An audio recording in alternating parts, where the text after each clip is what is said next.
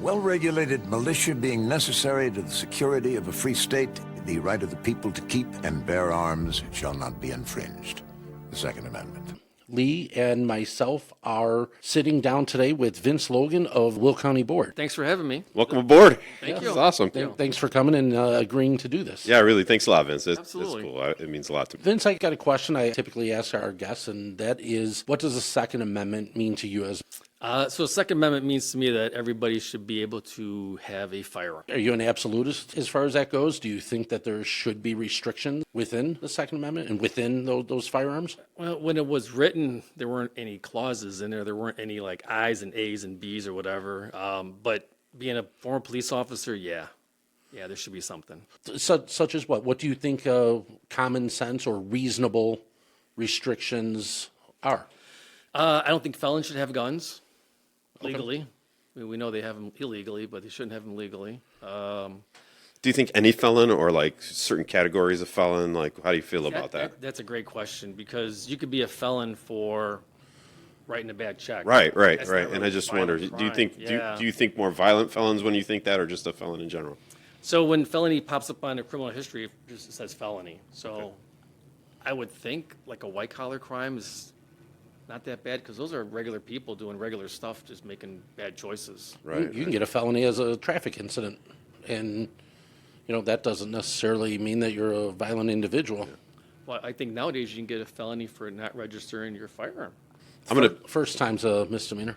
So I mean, I'm going to show maybe my ignorance a little bit too. Like, if you get a felony, aren't things a lot of times pleaded down? So, like, maybe I did do a violent act, but don't a lot of those things when they go to court? oh, absolutely. So then I might not be. So if you get I might be a different kind of felony, or maybe not a felony at all, and still be right. have a violent history. So the way we look at it is, if you have a felony on your record, you did something really bad, or you have a bad lawyer. Right. One or the other. Okay. One or the Yeah. other. Yeah.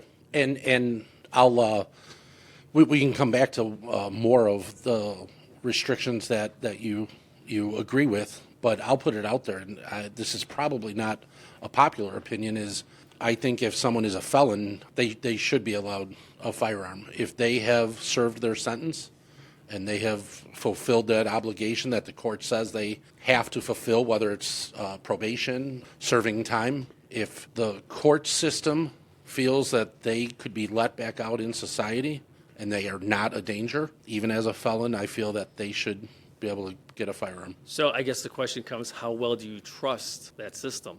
Well, Because they're letting people go now that are committing crimes. my short answer is not very much. I don't have a lot of faith in that system. So sort of ideally is Ideally, Okay. with I can with the caveat of maybe that system needs a little reworking also. Well, we know that. Right. yeah. We know that. Yeah, that's a really good observation, or a good So clause to put on the end of that. so a guy goes to prison for murder. Mm-hmm. Somehow gets 40 years and gets out. He can carry a gun. In my opinion, yeah. If he is being let out of prison, then we are being told that he is safe to be among us again. So what if his crime is armed robbery and he shot and killed 2 clerks? Don't let him out. What if he gets out by some chance, because there's legislature right now that if you're 55 years old or older, they can let you out. That's part of, to me, it's a separate issue. I mean, and that needs to be fixed also. That needs not to happen. Right. That needs not to happen. But I'm also a fan of being much more strict on crime with punishment. So, I believe in the death sentence. I believe in capital punishment. And I believe that if you're a habitual felon, and if you commit a violent felony and you go to jail and you come out and you commit another violent crime, you should be in line to be put to death. And then we don't have to worry about when do they get out and are they allowed to have a firearm. But if somebody passed 9 bad checks and committed extortion and they're a felon and they go to jail for 7 years and they are released and they have 1 or 2 or 7 felonies on their record, if they have fulfilled that obligation to the court system, to the penal code, to the penal system, to society, then they should be able to have a firearm. Clean slate. Yeah. Interesting. If the court system or If it is a concern that they are still a danger to society, then they shouldn't be let out. In a perfect world, that'd be nice. There's a lot there. There's a lot there. Yeah, it's just that there's a lot there. Everything has to be overhauled then. The parole board has to be overhauled, length of the duration that they're in prison, judges, everything. Sure. Yeah, that's what was coming to my mind is like who decides. Yeah, and the problem there is anytime something is subjective and people are in control of it, there will be flaws. Yeah, we're only human. Right, absolutely. So I didn't mean to interrupt, but No. as far as other restrictions, common sense gun laws, I think another one, if you've, well, in this one, if you've been some type of hospitalization or institutionalized, we should probably take a look at that too. you're talking from like a mental capacity. Illness, yeah. I probably agree with you a lot more on that one than the felon one, because I think that's where a lot of our issues actually start from. Yeah, because you think of people that take other people's lives with guns, there's obviously something wrong with them. Has to Got to be something wrong. But yeah, other than that, I can't really think of anything. What else would there be? I know now they're letting illegals have guns. I was baffled by that one. Yeah, we actually have illegals as police officer. Can you guys elaborate on some of that? I think it was maybe 2 weeks ago, and I don't want to say for certain, but I think it was somewhere in Chicago. Well, there was a judge that said, some of these illegal migrants that are venturing out through the country are allowed to have a firearm in Illinois. Yeah. And it's baffling to me because we have all sorts of people Allowed to possess it. legally possess a They firearm. would not be able to buy it because they wouldn't have the proper credentials to buy one. But sort of if they had one, they could Keep having it. be kept. Yeah, thank you. Wow. And that's scary. in order for prior to that, in order for anyone in Illinois to legally possess a firearm, what's required of a firearm owner ID, commonly known as FOID. So I believe also not long after that was stated in court, somebody made a motion to once again do away with the FOID system in Illinois, saying if somebody is a non-citizen and they are allowed to have a firearm, then that means this process is by default not necessary. So it'll be very interesting. That's a big argument too. The FOID card, that's been going around for years, Long time. a long time. And not that I necessarily agree with it, but if you go back to when it was instituted, and I know I have the year wrong, but it was right around 1970, I believe. I understand the notion of if we issue somebody a FOID card and they want to go purchase a firearm, they can show that FOID and prove right away they've had their background check done, they're a safe person, they're not a concern. That concept seems smart, like TSA pre-boarding. Sure. That makes sense. But what it didn't do was allow them to get that firearm. They still had to go through the same process of a background check and a waiting period. Yep. So it didn't really accomplish what would have made sense to have a reason to implement. I can see that. Do either of you know, has that ever gone up to a higher court, the FOID I know issue? there's a court in southern Illinois that has deemed the FOID system unconstitutional, and then a stay went in place. And I believe it's happened more than once. Wow. Interesting. Because, in part, I have a lot to learn. as does everyone, but in part because you're not supposed to have to pay a tax to have a firearm, and we all know to get a FOID, even though it's a minimal cost, Right. there's a fee associated with it. Maybe they disguise the tax as a fee. Same thing. We all know it's the same thing. Absolutely. And I do know that there is a Naperville officer who is DACA. Is that right? DACA? Yeah. One of those Delayed words? delayed action for Yeah, childhood he's a arrival. police officer. It's either he or she. I don't know, but I just heard through the grapevine that there's one in Naperville. Naperville has one. No kidding. So they leave their weapons there and they travel back and forth without a weapon, but they have their weapon there and they don't own the weapon. That's very interesting. Yeah. And I know they just signed legislature to make illegals able to be police officers. That just got signed, so that's a little concerning. That's very concerning to me. Yeah, the idea of the value of citizenship was that citizenship would entitle you to certain benefits, right, from that society. And so this is a question that's coming up a lot for more philosophical types. Yeah. They're sort of looking at as this is seems to be a gradual diminishment of the idea of citizenship or the growth of the world citizen concept, right? So like rights apply to everybody. We're all world citizens. And so these differentiations or these shades of gray between who's a citizen of what country are becoming less important, and just the world citizenship being more important. I don't know. I haven't figured out No, all my feelings on it, but I was I think at- I know where I lean, but I'm not sure. I hear you there. I was at I guess a meeting last night, a political meeting, and one of the people there brought up that they were at a school function and they were at a pledge, and the last part of the pledge was, "I pledge to be a global citizen." Have you heard of that? First time I've not. heard of it. And this was a pledge in a school. No kidding. They did the Pledge of Allegiance, and then they said, "Okay, we're doing the next pledge," and there was kind of like a very be kind, be nice, be blah blah blah, and then we pledged to be global citizens. That's what kind of threw up a red flag with this certain person. That's why they got into politics. Yeah. So speaking of, would you mind taking a moment and just telling us a little bit about, your current position in politics and Yeah, or and your kind of- political, Yeah. or the genesis. We'll get. I don't know. Maybe we're going to go backward. I can go backwards. chronologically, but like sort of maybe your genesis of like getting into politics. Yeah. So yeah. So, why I got into politics? So in 2021, there was this House Bill 163 that had just been kind of introduced. And at the time, I was teaching law enforcement in high school, and we kind of heard rumblings about this thing. It's gonna change. It's gonna conceptualize law enforcement. It's gonna make it so much better. It's gonna reform law enforcement. And we started reading this House Bill 163, and the opposition was staggering. There was 30,000 people that were opposed to it. So it got kind of shelved.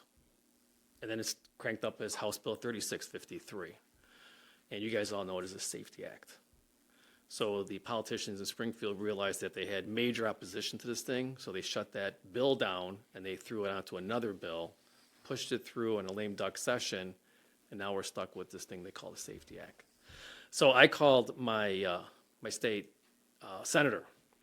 Mind you, I didn't know who it was. I looked it up, like everyone should, but this time I had no idea, and I'm 50-something years old. And I started talking to her, and I was like, "Did you say yes to the Safety Act thing?" And she's like, "No, I just got on. I just became a senator. I didn't have a chance to read it. It's 600-plus pages." I said no. And I'm like, "Well, thank you for doing that, because there's a lot of stuff in there that's really bad." And then I called my state rep. That was a completely different situation. She said that she didn't have time to read it, but she has people that read it. They told her that it was great, and that's why she voted yes for it. And I'm like, "Well, shouldn't you have read that before you said yes?" And she goes, "Well, Vince, that's not how politics are done, and if you want to change it, you get into politics." I was like, "Oh, Okay. okay, There's a thought. okay, there it is." I've been in law I enforcement. don't think she knew who she was talking to. She didn't know who she was talking to. So I've been in law enforcement before that, teaching, and then cops and teachers don't normally get into politics. We stay away from it. I don't know why, but we've always been told that, which is probably unfortunate, because those are two areas that are affected so much by politics. So I decided, you know what, I'm going to run for something. So I decided I'm going to run for state senate. I do numbers. I looked at the numbers. I couldn't win running on my platform, just because the state senator at the time was very solid. So I was like, I'm going to go against the House rep. And I started asking questions about what it entails, what's it take to be a politician. And my principal at the time said, "Oh, you do that, you might as well just kiss your high school career gone, because that's just going to be gone, because you're going to have to go do the politics thing." So then I landed on, maybe I'll run for county board, see how that is. So then I ran for county board. Gotcha. So that's how I became into politics this way. The first thing I did, I got into politics because I was told that if you want to do it, you got to do it yourself. And that's where you're at now, sitting on the Will County So I Board. sit on the Will County Board. I'm on the Ordinance Committee. I'm on Public Works. I'm on Transportation. I'm on the Courthouse Committee. I'm on the Full Access Committee. I'm on the Legislative Committee. I'm on the Finance Committee. There's only 2 committees that I'm not on, just because I want to know what's going on in Will County. Gotcha. If you don't sit there and listen to it, you don't know. And there's a ton of stuff that's going on. Cool. Thanks for doing Good that. and bad. Good and bad. Gotcha. So that's kind of where I'm at. And then they automatically put you on to the Forest Reserve. So I automatically sit on the Forest Reserve. And since I'm a numbers guy, I'm on the Finance Committee for the Forest Reserve. And that's fun. You enjoy that? I do like politics. I sacrificed a lot for it, but I do like politics. You're a great teacher. Oh, thank you. I said, We had a lot of fun. people that are listening probably don't know our background. We were trying to think of, we probably met about 10 years ago, and it was just sort of random. At least 10 years ago. Yeah, I was probably a few years into doing self-defense stuff with young people, with youths.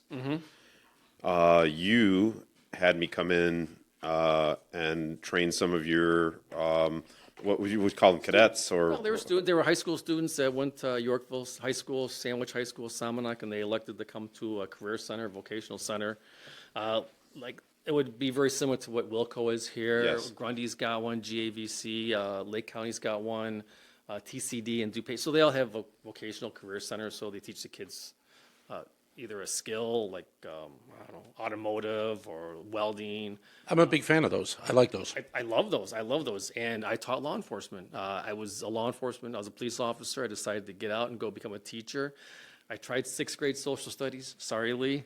I just couldn't. come on, it's great. I just couldn't do sixth grade. I just couldn't do it. And I think it was because where I was at, there was at least 14 new teachers in the building, and they kind of pushed me to the back. Me and another person. There's a couple of us they kind of pushed to the back. And you know, being a first-year teacher, there's a lot of stuff that goes on. Yes, indeed. And Harry Wong wrote a book about being the first year. I guess he wrote a book about first-day teachers. And I was just kind of out there just kind of doing my own thing. I had two mentors, but one had 26 years in and one had 31 years in. So the last thing I want to do is mentor a one-year, first-year First-year teacher. guy. So I was there. I struggled a ton. I'm like, this is not going to work. So then I just Googled law enforcement and teaching, and I found the Career Center. Perfect fit. Yeah. Yeah. So what impressed I me? call them students. Yeah, students. What impressed me right away was just you went above and beyond. So much fun. Yeah, you had really interesting people come in.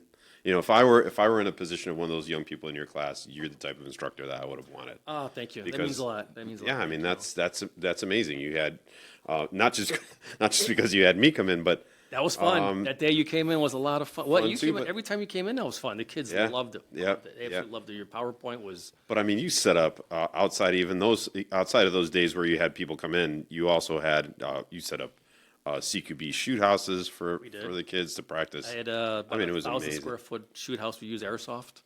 Oh, it was a lot of fun. You had a lot of fun there.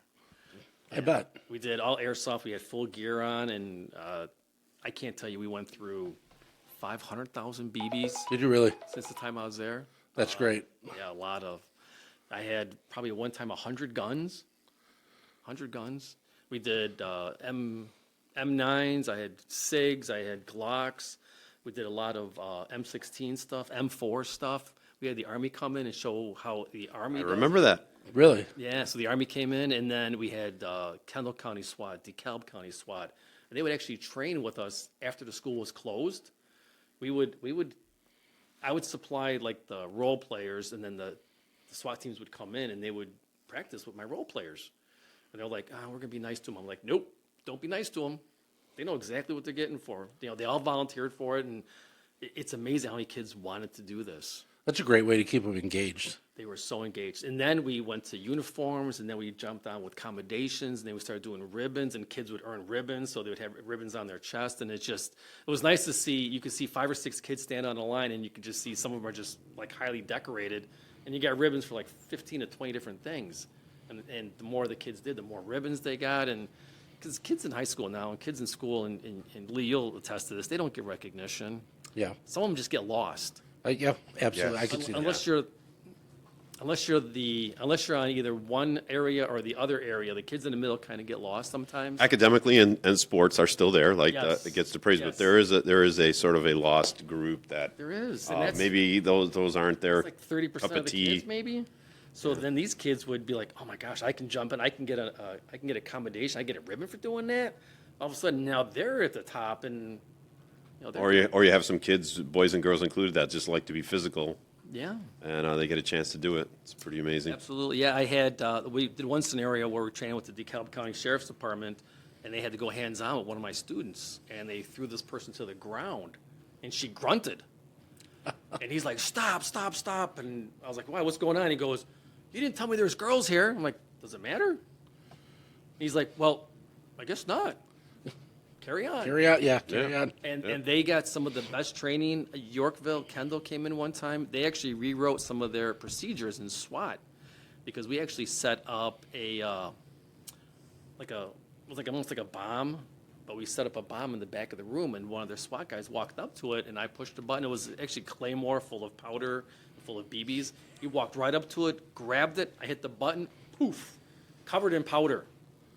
He walked out, and he's covered in powder, and the guy's like, "Why are you covered in powder?" So I had to tell him, "Well, he grabbed one of our Got blown up. Yeah. They're like, "Did you not see it?" And the guy goes, "Yeah, I saw it." He goes, "But I know what to do." Maybe not grab it. Yeah, or leave. So now they rewrote their policies to, there's certain words they use now when they have that situation. Everyone knows.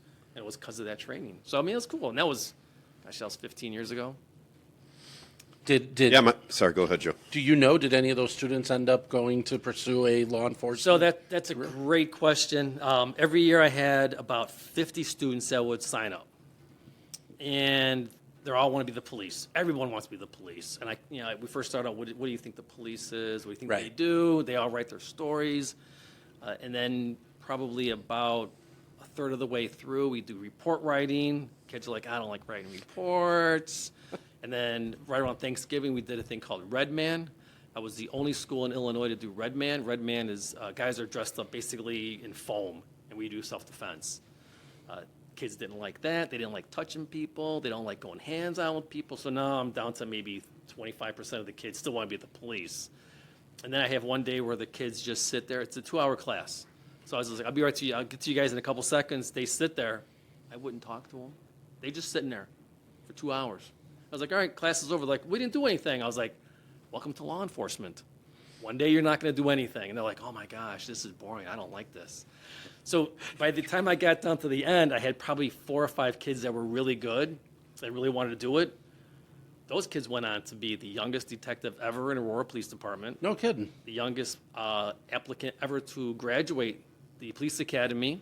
There's another one that was the first canine officer in the department, the youngest investigator in the department. I've got 6 officers of the year from Aurora Police Department. So the ones that went on knew exactly what they were getting into. Right. Exactly. They were focused. They were focused, and they knew the pros and the cons.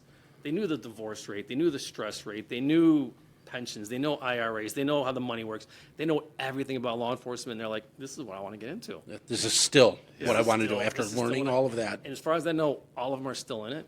As far as I know, That's great. it is. And the other 40 that didn't want to do it are doing something else. And I like that because when I was in Evanston, there was a kid next to me who was probably about 27 years old. And real quick, Evanston, you were Evanston a police officer for how long? Yeah, just 3 years. Okay. That's all it took. He was there. His locker was right next to mine, and he had was it cirrhosis? Cirrhosis, right? Is that from drinking? Yeah. Yeah. So he had cirrhosis cirrhosis from of the drinking. He was liver. like 27, 28. Really? And I'm like, man, I was like, you okay? He goes, I hate this job. I hate being a police. No one ever told me about it, but I can't quit. So I'm making $100,000 a year. I got a wife. Pension. I got kids. I'm like, man, if only someone could have got to him earlier. Maybe Right. he could have gone. He could have been a fireman, or he could have been a finance guy. But his life is just going down that road. That it's a bad path. It's a bad path, which makes for a bad person, a bad cop, and then that toxic cop makes everybody else. But I mean, it's the whole slippery slope snowball effect. So when I went to teaching, I'm like, yeah, I think my greatest thing was that I would steer kids away from going into law enforcement because it's not for everybody. Yeah, I could certainly say in my interactions with you there that you did not glamorize or certainly not over glamorize it at all. No, that was It was 100%. down and dirty. They did fun stuff, Oh yeah. Oh yeah. but they had to work and they had to, did, yeah. yeah. My first thought was that, I appreciate the fact that you're in politics. I think it's a great thing. It's fun. But my first reaction was that it was a loss because I think about the kids that are going to go, and there's not going to be a Vince Logan. Yeah. I don't know what they're doing now. They have a lot of guest speakers. I don't know if they do any hands-on stuff anymore, and I've kind of separated. I'm just like, that chapter's done. I'm moving on. Yeah. One of the things I've learned in my life is the rear view mirror is only this big because you don't want to look in the back. The front you want to go forward. So So I'm on chapter, I don't know, 5 or 6 now of my life. All right. And it's politics and some other stuff. So as you're looking forward from a political aspect, what are your aspirations? Bigger than Will County? You know, that's a great question. So I'm up for reelection this November. I should win because there's 2 people from my district, and I'm on District 7, which is South Plainfield, West Joliet, and North Shorewood. And I come out almost to the county line. So you're in Kendall right here, right? Yes. This is Kendall County. So I should win that, and once I win that, that's a 4-year stint, and then I'll get back onto all my committees. I'm working on some other stuff today. I just introduced video gaming to our county. People don't know that yet, so that's going to be kind of fun. But we're going to try and see if we can't write an ordinance to allow video gaming in Will County.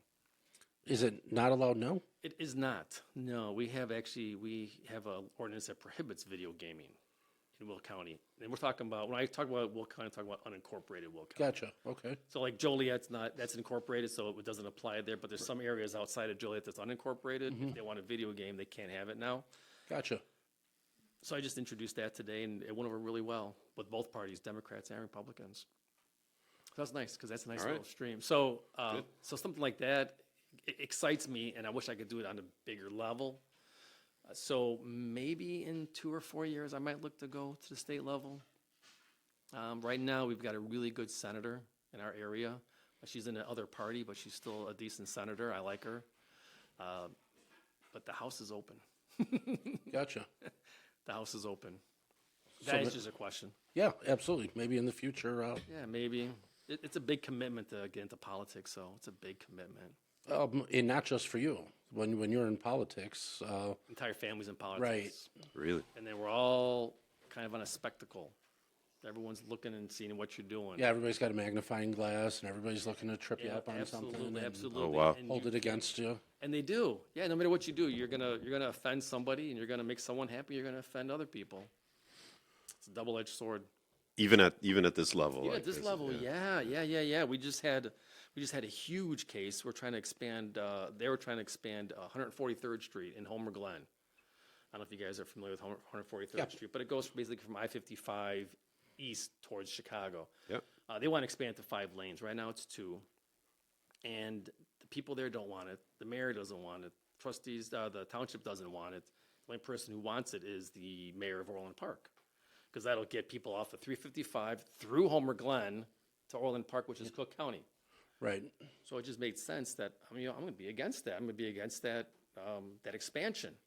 So I talked to my people in my group and some other people, and we voted to stop the expansion. But we have a different type of government than most counties do. So our county executive was able to veto it, and they're still going to go through with it. No kidding. Yeah, so it's kind of sad because Homer Glen's a really pretty, if you've been to that village, it's a really pretty village. Oh, yeah. 143rd, when you drive down it, both sides is nature, there's golf courses, there's Yeah. schools, and now they're going to make that a 5-lane superhighway. Just from people at 355 to Orland Park. It's sad. It's a big loss for the people in Homer Glen. Yeah, I could see that. But that's why I got into politics, to help people like that. It's not over yet.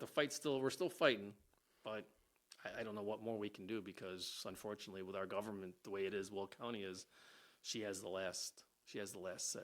Our county executive. Period. It doesn't matter how many votes or. That's it. We can override her veto with 14 out of the 22 votes, but right now we're at 13. And unfortunately, that's politics. Don't see another vote or 2 in your favor. No, there's other things that are at play right now, I guess you could say. Gotcha. It's an election year, let's just say that. Yeah. Elections cost money. Yeah. So we can probably leave it at that Yeah. right there. Yeah. Wow. Yeah, which is really interesting because she signed the resolution on a Friday to go ahead and cease it. And then Saturday she said, oh, you know what? I think I'm going to veto that. So what happened between Friday and Saturday? Who knows? It'd be interesting to find out. No one will ever know. But politics is good because we do so many other things, especially at the county level. A lot of it is bipartisan, which means that both parties agree on so much stuff that we do, which is nice. There's a lot of that There's a within the lot Will of County that. Board. Yeah, I think as of right now, since I've been on there a year and a half, I think there's maybe 4 times that we didn't agree on something. And we're talking 1,000 votes that we've done. Okay. Probably 4 times that we didn't. So the vast majority of times, there's a Yeah, lot of most people of the- working together. Absolutely, yeah. Because it's 22 people like us. People come in, they want variances on their land. Well, okay, that makes sense. Okay, let's go ahead and do that. They want to do this, they want to do that. So then we just approve it. I gotcha. I'd like to circle back to the Safety Act that you mentioned. Ugh. And obviously myself, Lee, you as an individual are pretty, I assume, I read it. what parts of it do you agree with and disagree with? So that's a great question. That's a lot of great questions. Do I agree that police work needs reform? Absolutely. I've been in it since 1988. There's all kinds of issues that we need to address. So, such as maybe just a couple of them. So training, we don't train. And when you say you don't train, do you mean with the firearm, physically, all of it? I'll go back to Evanston. Evanston had 8 hours of in-service every year. That's our training. What does that mean? hours. 8 hours of in-service. So we take one day, we train on how to use a baton, how to use a taser, I gotcha. how to use OC spray. And that's pretty much everybody. So you're standing in line, and you got, imagine 40 people standing in line going through the process And it's 8 hours a person for the year. for the year. Would they do those kind of like round robin? Like Yeah, you round go robin, from place yeah. to place? Yeah. wow. But it's just one day, maybe 2 days, depending on how many people there were. I agree with you on that then. We did one day Or of training. we did one day of sim training, and I got to go through one scenario. So simmunitions is much different than airsoft. It hurts. You have to wear full gear. You're using real guns, shooting chalk that comes out at a very high speed. Nobody likes it because it hurts. But the people that instruct it say, well, then that'll teach you. And no, it doesn't. It teaches me how to hide. Right. Because when you walk in, and I hate to say this, but these instructors, as soon as you walk in, they want to blast you. Because that'll teach you a lesson. It doesn't teach anybody a lesson. So I was there for 8 hours one day. I went through one scenario. I walked in, I got shot, I was done. So then I had to sit there the rest of the day. But that counted for That was the my 8 8 hours. hours of training for that year. Wow. So yeah, training. It's horrible. So you take the fire industry, they're training every Tuesday or every Wednesday. They train every single week. Gotcha. Why don't we do that? Why don't police officers train like that? We could do it. Now, was the 8 hours that was up in Evanston? Was the 8 hours? Was that a department policy or other Yeah, departments? no, department policy. That was ours, yeah. And each department gets to set their own in Each one terms does of. it. Yeah, there's some that train 8 hours a month. I know the Secret Service, they do physicals once every 3 months.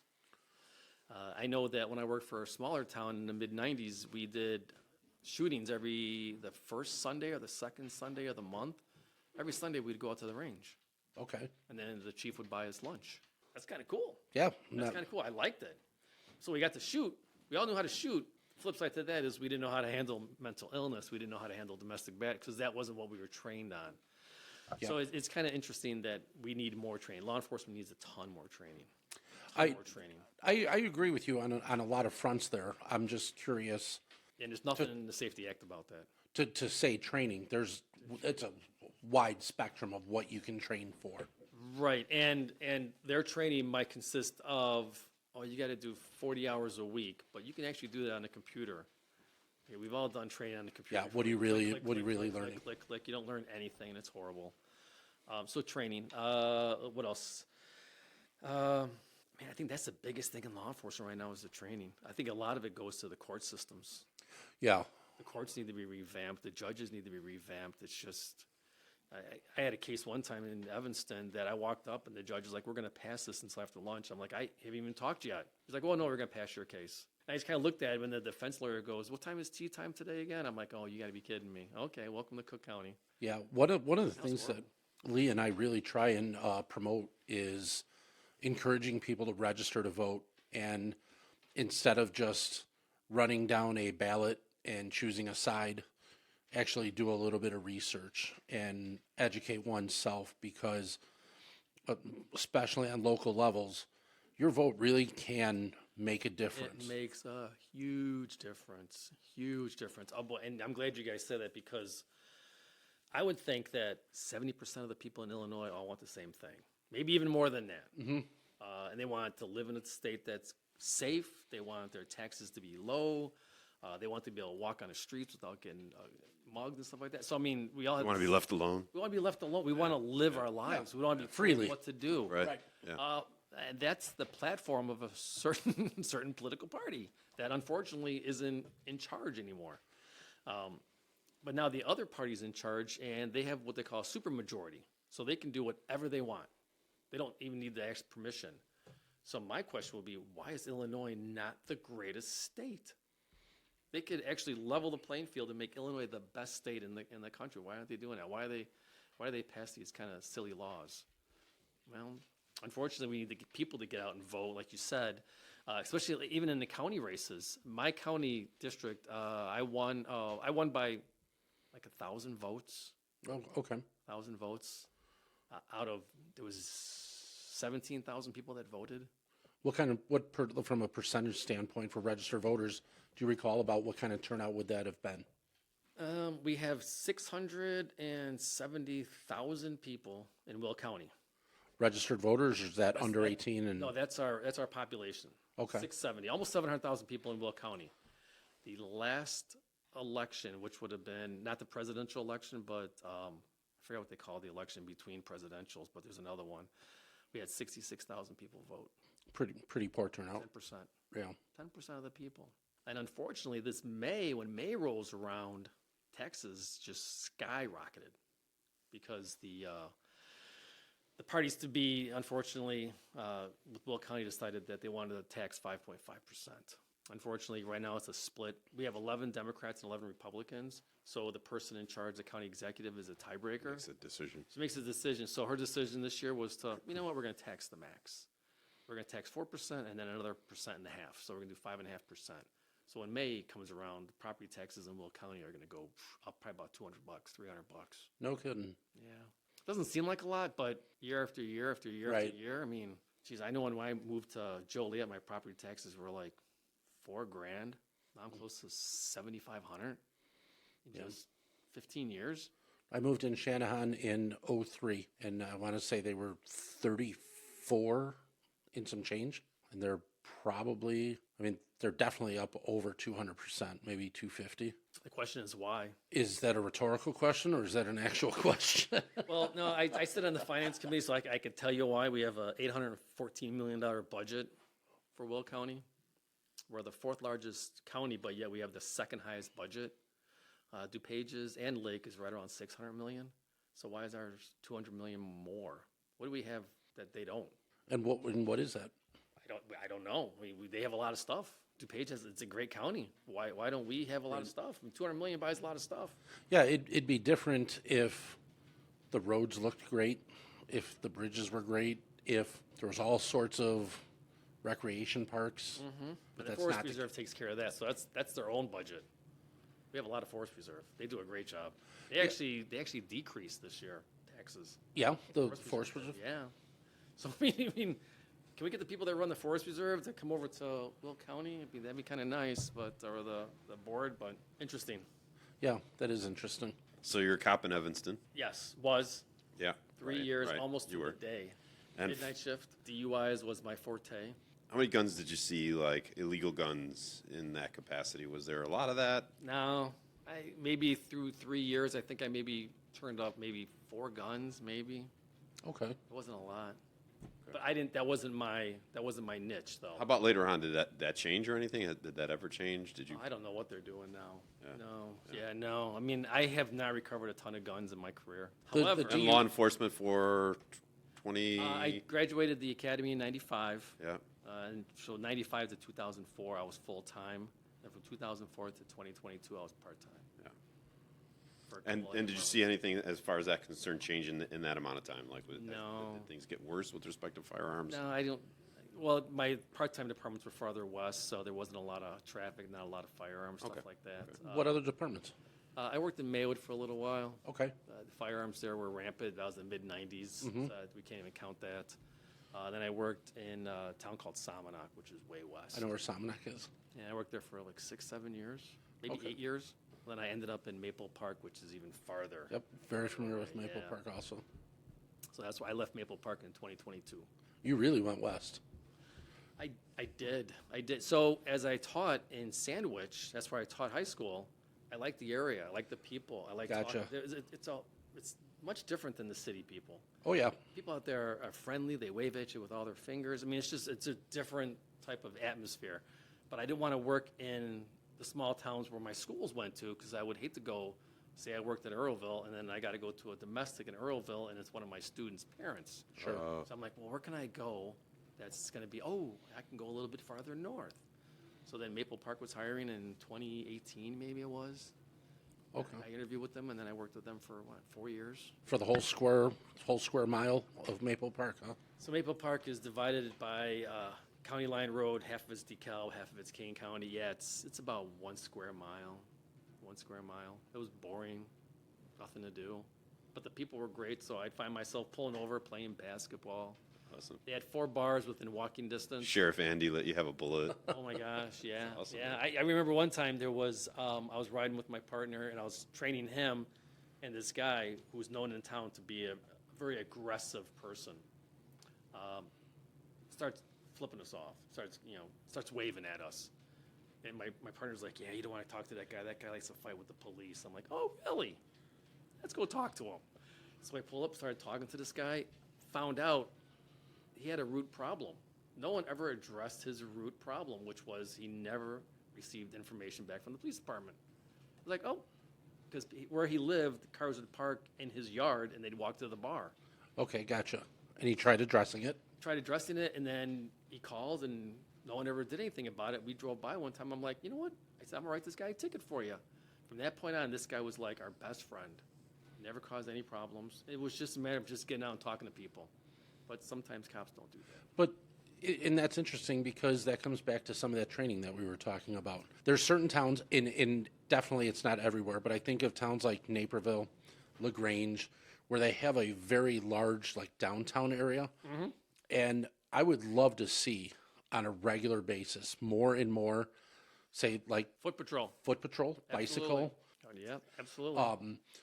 So There's all sorts of times where I see police officers, even say driving through the neighborhood, and granted, they have all the gear on. It's 95 degrees out. It's humid. Windows up, air conditioning cranking. And it always just jumps in my head. What if somebody's yelling for help? that drives me nuts. Can't even hear. That drives me nuts. Like there's Even in the wintertime, my windows were down. Supposed to have it cracked No, I'd have them down. down. It's not my. I could put the air conditioner on. I'm not paying for the gas. I never got that. I never understood that. But just becoming part of the community that they're serving. Absolutely. I think that would serve both sides very well. So it would, and I can go back to that because in '94, I was an auxiliary police officer in a town called Melrose Park. I don't know if you know Melrose Park or not. Very well. Very well. So my beat was Lake Street Okay. by 9th Avenue, which the comeback in was right there. It was a highly populated area. It wasn't off of North Avenue. When was this? 90. 93, 94, 95. And so me and my partner. You wouldn't have had to chase me then. So me and my partner, we would, and by the way, I got the job by just saying, hey, can I come in and work? And they're like, here's a badge. You got a gun? Okay, where your gun? We'll see you on the street. That was in the mid-'90s. Nothing. Just grab a badge and a gun and you're gone. Not a high level of training there either, huh? None at all. I think I did a 40-hour firearms course and that was it. But we would walk up and down and all we would do is talk to people. So that's where I got my community policing start, was there, and it was awesome just to talk to people. Yeah, sure. People love talking to the police. They really do. They really do, because they're like, as long as you're here, I'm safe. 100%. Yeah. I'm safe. Absolutely. Contrary to what the media says that you're going to shoot and kill me. So, not that we had the ability to, as a citizen in Illinois, to carry a firearm concealed like we do now. While you were a police officer, is that something you think you would have been in favor of, or do you think that poses more issues? So when I was working in Melrose Park, I bumped into a lot of people who had guns. Mm-hmm. A lot of people, and they would tell you right when you walked up on them. They would tell you certain things, and you'd be like, okay, as long as I don't see yours, you don't see mine. Okay, and you continue on your way. I would love to see more concealed carries. Love to see more of them. I wish we could have everybody in Illinois have a gun. This blows people's minds. This subject right there about I don't. an armed society. Like people just. I don't. Why would you not? Why would you not want to protect your family? I mean, so, and which doesn't. What I don't understand is that man or woman doesn't matter. You're out and about. You got kids. Someone tries to do something to you. What are you gonna do? What are you gonna do? Call 911? I mean, that's great. That's 5 minutes. Right. When In the seconds meantime, count, police are minutes away. in the meantime, they're trying to take your kids. Right. We have an influx of people coming into our country right now. They don't follow our rules. They don't follow our laws. Right. I mean, there's even talk that there's a couple of gangs in our area, and that's very scary. Absolutely is. So, I mean, if there's any time now to pick up a gun and protect yourself, it's got to be now. I mean, how many people do we have coming in that are unvaccinated, undocumented? What do we have, 11 million? I'm not sure where the 12 number million? is. I know it's very high, and I know it's a lot more than it should be. Yeah, I mean, last I heard was 11 million. That's the population of 30 states. It's a lot of people. 30 states are just walking in. And it'd be different if they were 5-year-olds and, 90-year-old women. But we're talking, there's also 18-year-old boys, 25-year-old men. And, what are they here for? And what happens when they run out of resources to provide for themselves? How do they get money? How do they get food? So that's a great question. So how did they do it when they were down there or wherever they were at? Probably just went and took what they wanted. Right. Is Absolutely. there stuff up here to take?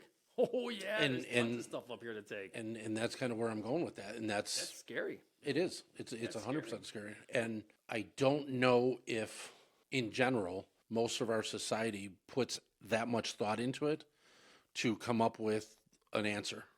Because I think if more people came up with the answer that we subsequently end up at, I think there would be more people that would realize they probably need to try and protect themselves.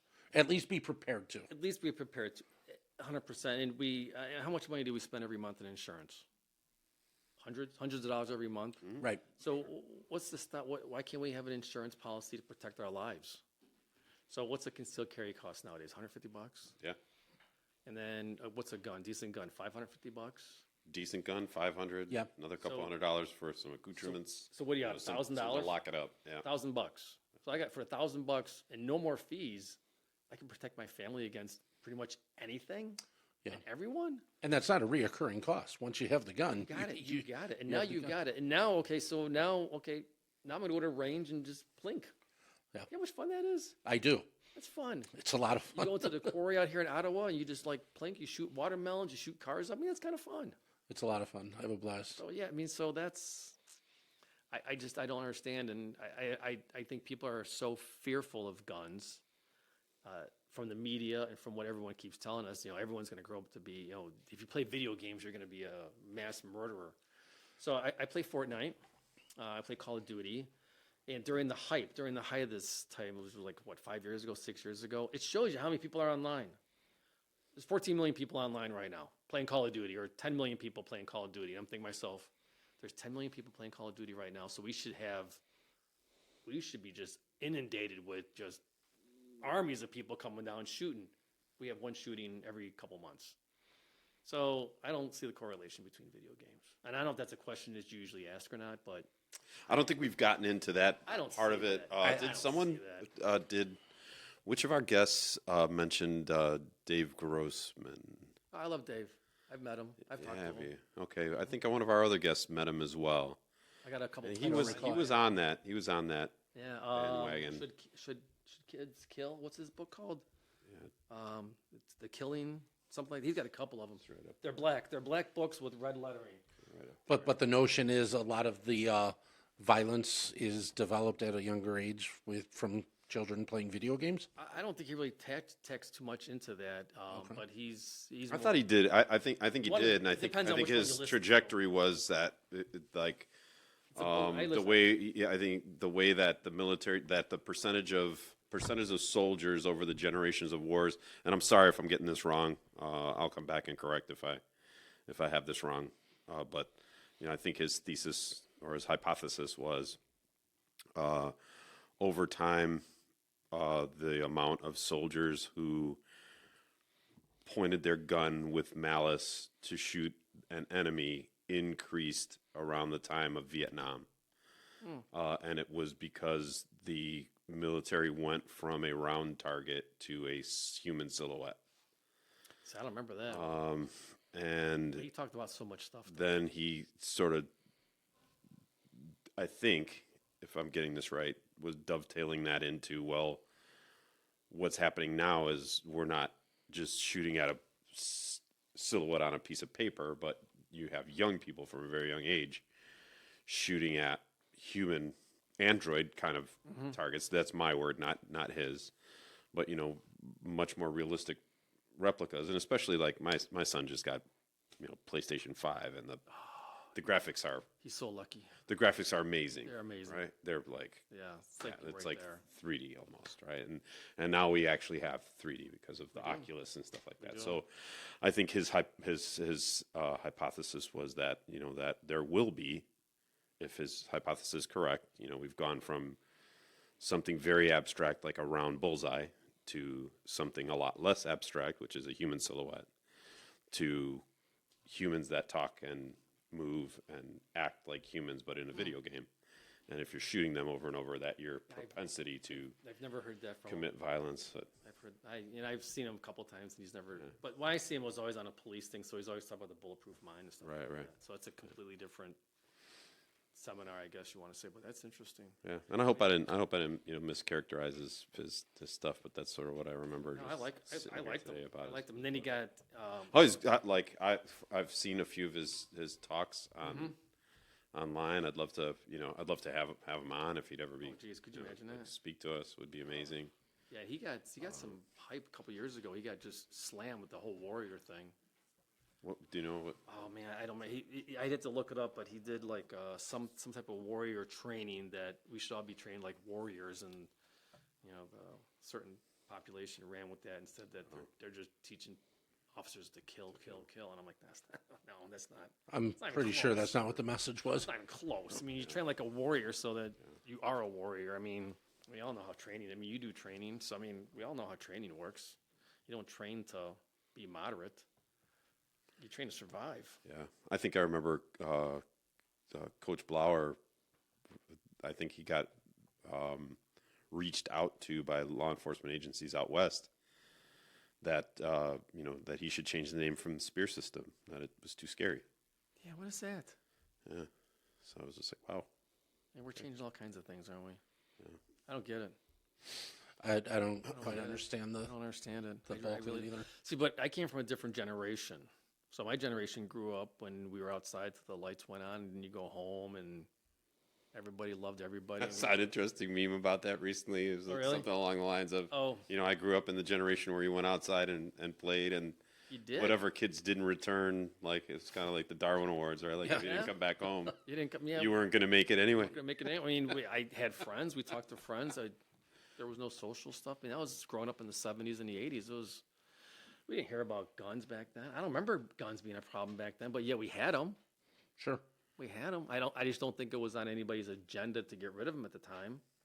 And now it's on a couple agendas to get rid of guns. So what do? We scare people. I mean, that's fear. I mean, That's the number one that's the tactic. number one thing. Fear. Yeah. If you can incorporate fear, and then in conjunction with children, Oh my God. that's it. That's People that's are the going to go. They're recipe. going to go shoot up schools. Well, how many school shootings have we actually had? Have we had any this year? I'm sure we have. It hasn't been top. If there have been there, it hasn't been top of the news for a bit. Yeah. I get a publication, an email that's a educational sort of security field, and I don't read every single one, but I don't recall coming across anything recently. That's for sure. Anything big? So I mean, Yeah. There's stuff. there is. And I know a college student recently was shot on the. is that in Georgia? No. He was banging on the window. I want to say this is South Carolina, and he was out late and was banging on somebody's front door or banging on a door of a house, and the homeowner shot him. But they they had all kinds of video, and it was justified. It looks like. Interesting. Yeah. Because But I mean, it's it's the whole thing. It's a shame. It's a young kid. He's going to college. He was out at a frat party. probably opening myself up to liability, but you can guess what they were doing at the frat party. Yeah.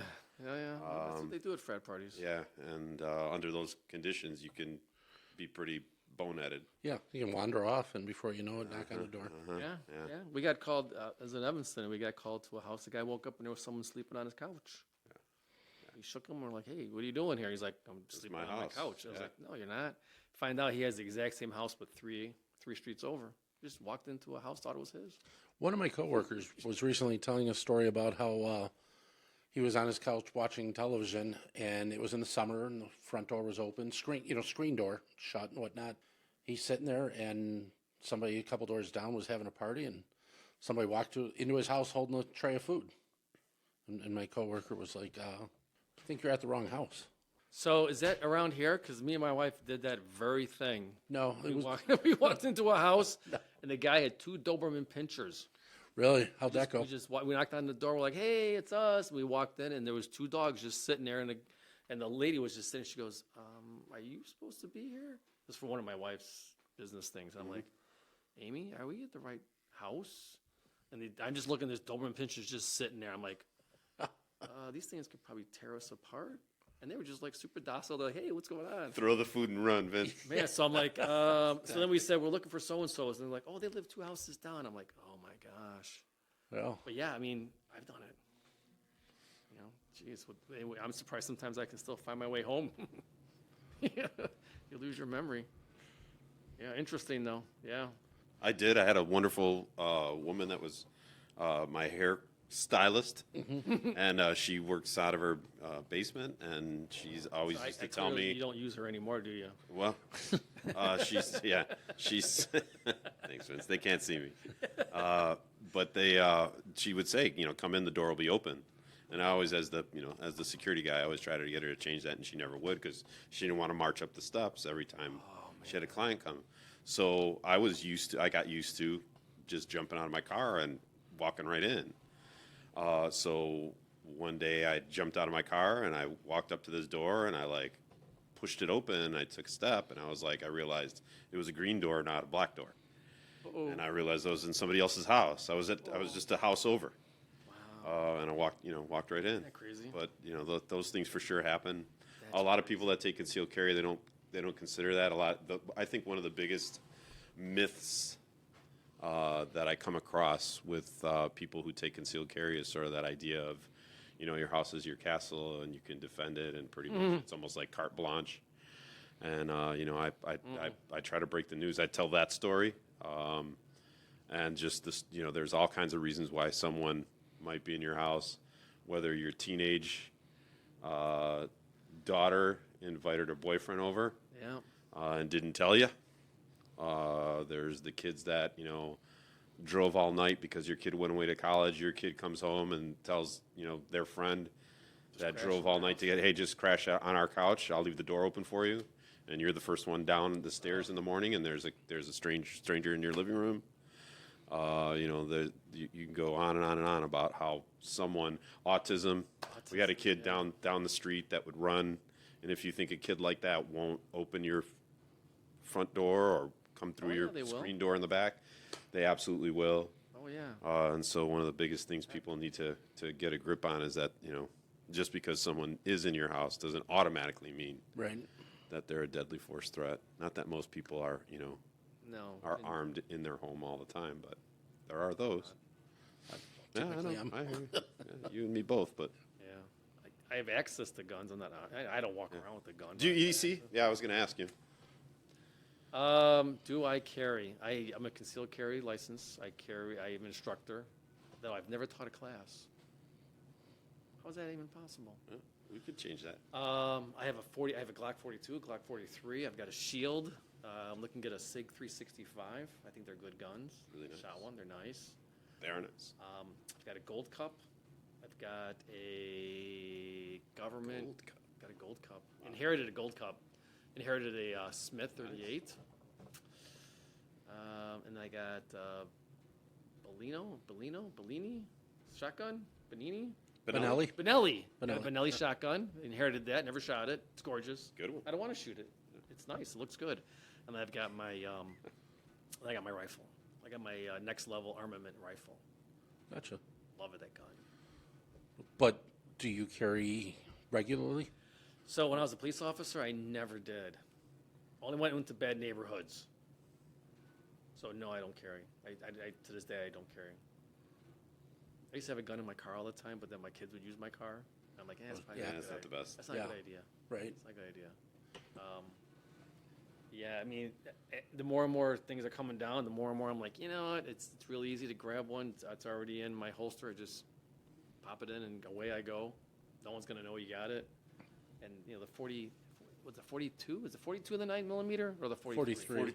43 is a 9? 43 is the 9, 42 is the 380. Okay, so I got the 43. It's a small gun. I mean, it shoots well. Yeah, that's great. Really popular. Super popular. Everyday carry Yeah, weapon. yeah. I mean, my boy loves shooting it. My boy's 19. He shoots. My daughter's 22. We're taking her to the range probably in 2 weeks or so. Up until probably like this year, I'm not going to give her a gun. She has anger issues. But no. It's probably shoot dad. My wife, she shot a couple of rifles before when I used to train in my police department. We had a shoot day one time and bring the family out, get the family used to guns.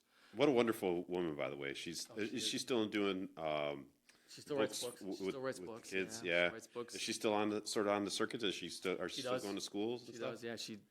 Actually, she's going next Wednesday to love to see her again. Prairie. She goes, she's all over the place. Awesome. And then she's a director of an after-school program in Naperville. So she does that too. So she's busy. She's a busy girl. But yeah, so I actually got a picture of her shooting tracing bullets, which is kind of cool. Does she like firearms or not an enthusiast or anything like that? No, she's like, that's your job to protect me. And I'm like, okay. And once again, Sounds it like Robin. falls on someone else. I mean, so what am I going to, so my biggest fear is that I'm out and about, something happens, and I don't have my gun. And that doesn't prompt you to want to Yeah. carry one more regularly? And usually the following week I carry every single day, everywhere I go. But then again, if I go to the county building, I can't carry anything. True. If I go do other county stuff, I can't carry, and I don't know what the ramifications would be if I'm doing county business and I got a firearm with me. Right. I don't know Yeah. if I'm was representing wondering the about that county. too, I mean, yeah. Well, and realistically, correct me if I'm wrong, pretty much any municipal property you're on, you're not supposed to have it on you anyway. Oh. So right off the bat, just for work, you're very limited. very limited. And before, when I was the police, I could carry anywhere I want. Sure. But now I'm not the police anymore, so I got to be kind of careful where I carry. However, if they're asking me if I got a gun, then it's already probably too late. You know what I mean? I agree. And what's the whole thing? I'd rather be tried by 12 than carried by 6. Yes. Yeah. So, I mean, I say that. My boy says that now. He's like, and he never knew what it meant until I explained it to him. He's like, oh, I like that. I like that. Especially nowadays. He's like, yeah, you can just plea bargain. I'm like, oh, my gosh, no. Well, I guess it depends what county you're in. You can plea bargain a shooting. Right. So, I mean, but yeah, I mean, because you guys do, because you do classes here all the time, which is awesome. I got a couple friends that do classes constantly. So I know I had one friend who was doing classes for free for a while there. No kidding. Yeah, I don't think some firearms place out in Mokina or something. He's doing them. You just walk in there, and he had like one class every month that was all free because he just wanted people to be armed in Illinois. Yeah. Which I wish I could. I wish Sweet there was a way to do that where I could have everybody come in and we could just go. Everyone's here. Take the class. Do this. This is 16 hours. 16 hours. 16 hours. Shoot. Make sure that you're legit with the gun. You know how to use it. You know the perils, and now we got an armed society. Well, now there's 29 states that are constitutional carry. 29. I think it might be 28. Yeah. But I it's think right there. I think we're at 29. Yeah, now. we're not far off. Really? A few years ago, we were at 13 or 14, and I think over the last 3 or 4 years, it's just more than doubled. So you can just go to the state and just carry. You have to Yes, be a sir. resident, obviously. Well, it's a little different. So, say, I'm going to speak of Florida because I recently traveled there, so I looked into it. Florida is a constitutional carry state for a state resident. Okay. If you're visiting and you have a permit in your state, they will honor it. Wow, is that concealed then, or? Yes. Wow. What's the crime rate down in Florida? Can't answer that.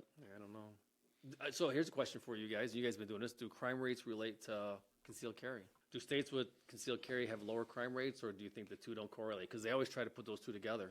I don't necessarily think that there's a correlation. And I'll tell you who I've been reading a little bit, and I've reached out to him to see if we can get him on the podcast, and I haven't had a lot of luck, though. It's John Lott Jr., and I've taken a couple of his class. I've gone to some of the seminars. When we were in Milwaukee for the USCCA, he gave a couple classes. I went to both of them. And he's an economist, and he's a advocate for the Second Amendment. I believe he taught at Harvard. Holy cow. But he has a couple of books, and it's very interesting to see his charts and see his information and hear him break down how inaccurate some of those numbers could be. If you look at okay, well, what's the crime, violent crime rate in Illinois? And then they have you're allowed to conceal carry in Illinois. So obviously, if the crime rate's real high and you have concealed carry, then it must not be working. Look at the crime rate. One variable within that equation can drastically throw off a number. Right. Because it just wasn't until recently Chicago lifted their ban. Did they have a ban where you couldn't even have a gun in Chicago? I believe a handgun. Handgun. I believe a handgun. It's And not until just recently, right? Recently, 5 years. So. Because now that I think about it, I mean, the homicide rates were skyrocketing when Chicago had the ban, right? I- They had homicides back then. Oh, yeah. absolutely. But again, does it have anything to do with the ban or So not? does legalizing guns have anything to do with the ban? Did it go up or did it go down? If crime didn't change, then there's a good indication that guns have no. Well, and so one of the I things feel very confident in sort of agreeing with that. Like I it's mean, just I never it thought doesn't about it that way, but now that we're talking, that just makes. I mean, why did they legalize guns then? Why did they lift that ban? because they had to. Yeah. Because the court said what you're doing is unconstitutional. Kind of like the '94 to 2004 assault ban. Yes. Yeah, okay. Which they're trying to get that back in place now. So Well, it is in Illinois, right? The Safety Act. did the Safety Act do that? Well, you can't buy, sell, Safe transfer. Safe Communities Act. It's a Safe Communities Act, it's not the Safety Act. Oh, I'm sorry, I think that's it's a Safe different Community. act. Yeah. But yeah, here in Illinois, buy, sell, transfer what they categorize as an assault weapon And registration. and a registration if you previously owned one. Right.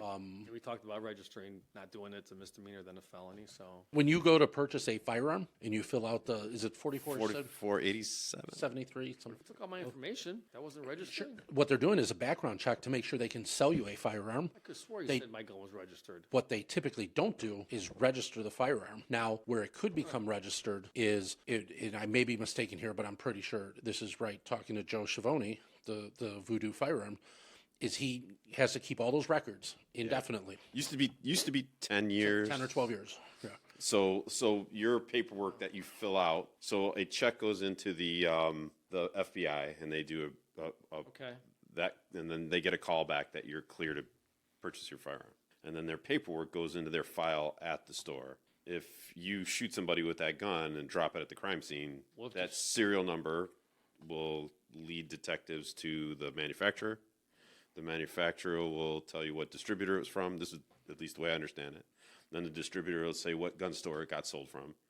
And then the police will go to that gun store, I think, So that just gun, ask for it. that gun store is no longer around. So Right. what happens then, if I recall, sorry to cut you off, No, that's okay. It's okay. if a firearms store closes, they're required to send those boxes to the ATF. Yeah, I'm pretty sure they didn't do that. And I don't know. I think Joe said that was more recent too. I don't know that Yep. was an all the time thing. Like Yeah. That may have been a more recent development that now ATF is asking for that stuff. That's the policy. I don't think in the 1990s that was I just a bought my thing. I car think it was 10 years and like ago. you could get rid of that paperwork. But now it's like, I think who he was talking, was he talking about that? Like he's getting a trailer like to just store Yep. paperwork. The more and more firearms you sell, and, those banker boxes start to Start to add take up a lot of Yeah. space. Oh And my gosh, that's true. Yeah. we were at, I believe you were at the meeting with me with the ISRA, Illinois State Rifle Association, and one of the store owners there. Or was it him that had the trailer? That was him that had the trailer. I think he had to. I think he had to do 3 of them. 3 40-footers or something. 3 40-foot trailers. Wow. Full of records.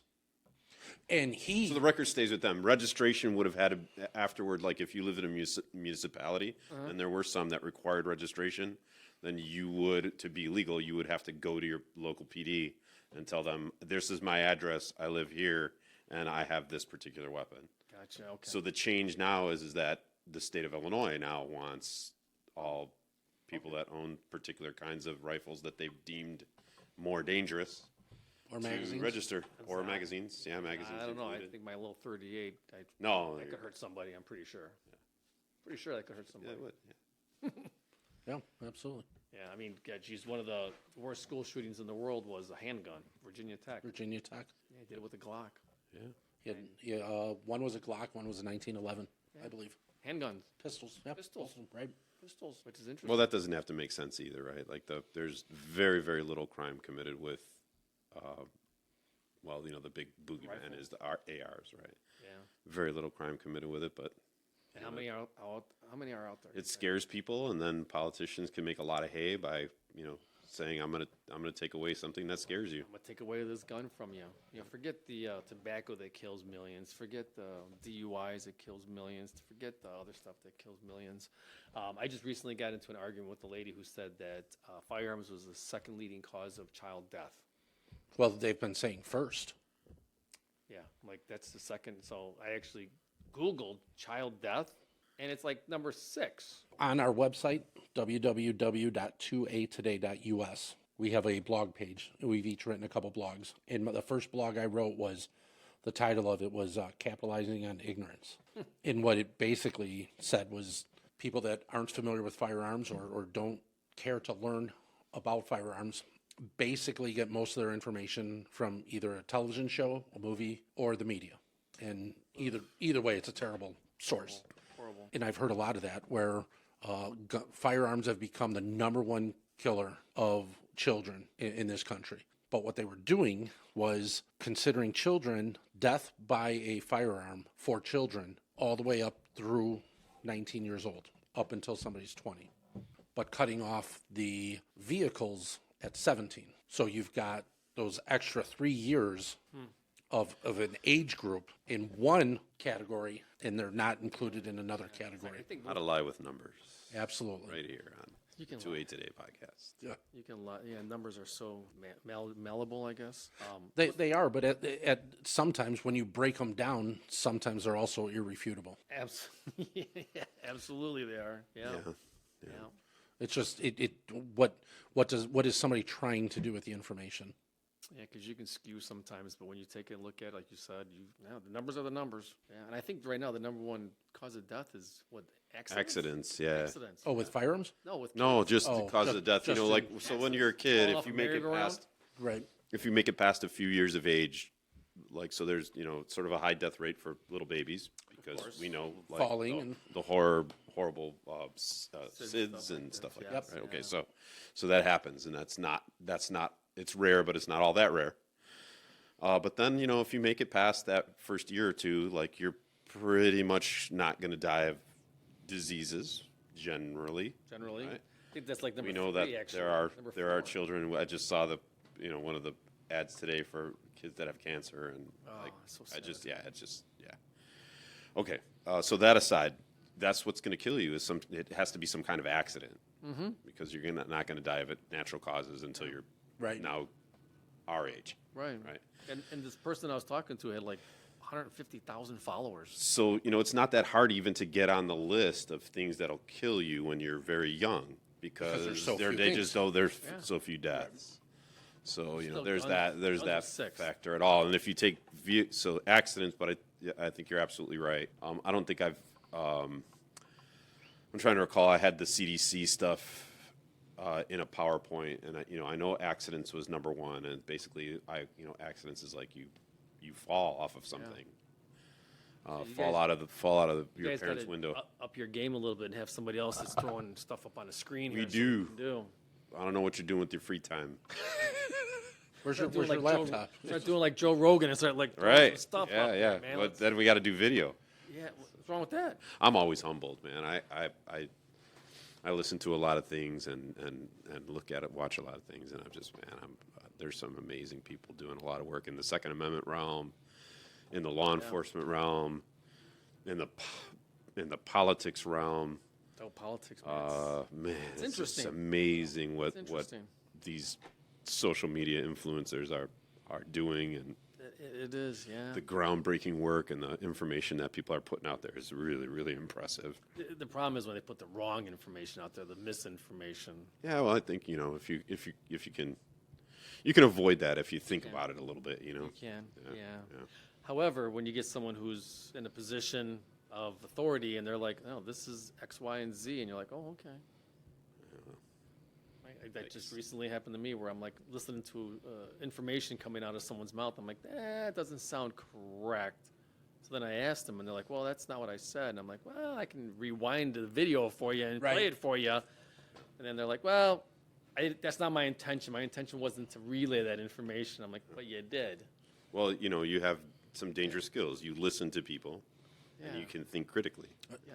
That critical thought Yeah, process. that's what scares people. I listen. 100%. Yeah, I'm like one of there's probably out of the 22 board members, there's probably 4 of us that just listen, and then every now and then we push that talk button. People are like, "E.F. Hutton's talking," and I've always got a wisecrack. I always got a wisecrack because I just am a wisecrack kind of guy, and I just kind of sit back and go, "Oh yeah, people heard that." So it's interesting. So I'm looking forward to being reelected in November, and then I got 4 years. How do 4 years. Yeah. Well, good luck with the race, the campaign. If how should people find you? Reach out Yeah. to you. If they wanna support you? VinceLogan.com, Logan for WillCounty.com. You can just type in Vince Logan. VinceLogan.com. You can just type in Vince Logan anywhere and it Vince pops Logan up. will There's, get you, okay. there's me and another guy. There's this guy that works in Washington, D.C. I'm not him. Okay. Yeah. They type in Vince Logan or VinceLogan.com. It goes right to it. And then you can see my platform, what I stand for, gotcha. which is interesting because I stand for what everybody should stand for. Safe environment, safety, low taxes, and leave me alone. Yeah. So theoretically, I should get everybody's vote. Right. Well, But it's not that easy. no, but it should be.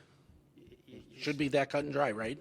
It should be. When you talk to people, everyone wants the same thing. I'm like, why do we have so many problems then? You're missing you could have held up another finger, and if you did, it would be, a handout. And that gets a lot of votes. Sure does. Handout gets a lot of votes. Uh-huh. Yeah, but handouts cost money. They do. I was actually talking to someone recently, and they're like, "Yeah, I'm putting in for a grant," and I'm like, "From the state. It was a grant from the state." They're like, "Man, the state just got all kinds of money." I'm like, "You realize that's taxpayer money?" "No, it's not. That's state money." I'm like, I think the state's not like a business where they make money. They don't sell products. I mean, all the money they give back to you is, and it was like a light bulb moment. They're like, "Oh, I never even thought about that. All this grant money that." All these programs I'm paying for. I'm like, where have you been? Yeah. Where have you been for the last 45 years? It's hard to believe that people don't make that connection. They don't, because it's just it's a grant, it's Right. a subsidy, it's a fund. Why don't you just call it taxpayer money? Unless it's a private charity. It's our tax dollars. Which my wife and I do have a private charity, by the way. Yep. We give out money. You do. Yeah. So you guys got to come to our charity. It's in October. We have a big event at the Bolingbrook Golf Course. Well, what we'll do is, if you're inclined, as it gets closer and you ramp up your campaign a little bit, have you on as a guest again. That would be fun. Yeah. Okay. Yeah, because we like to give money away. A shooting fundraiser of some sort? Maybe. So those don't really go very well. No. Okay. Yeah, those don't go very well. Those are kind of frowned upon. Okay. Which is interesting because there was a Will County person running for a position in Will County, and they did a gun raffle. Yeah. So they would raffle off money to raise money. Right. That cost that person their job. Did it really? It did. Why? Yeah.